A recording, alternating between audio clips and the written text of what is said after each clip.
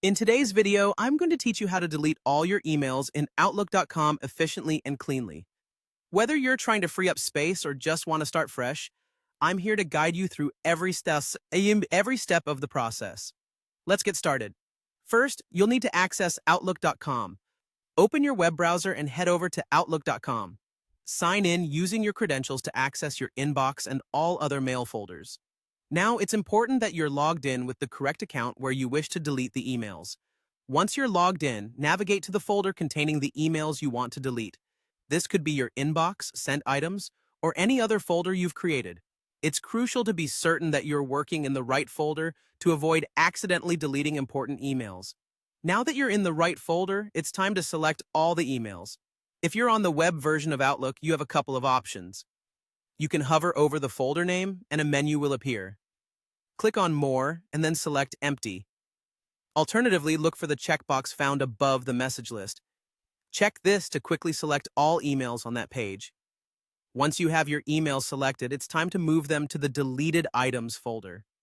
If you selected emails individually, just click the Delete button or the trash can icon. If you use the Empty option, Outlook will automatically transfer all your emails to the Deleted Items folder. Next up, we need to permanently delete these emails. Head over to the Deleted Items folder.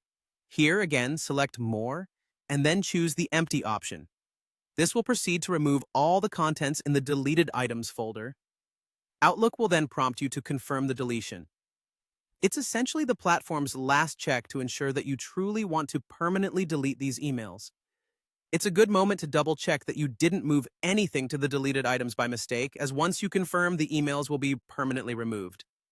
If you happen to use the Focused Inbox feature, make sure to empty both the focused and other inboxes separately for a thorough cleanup. Outlook separates emails based on importance, so you don't want older or less focused emails taking up space if your intent is to clear your inbox entirely.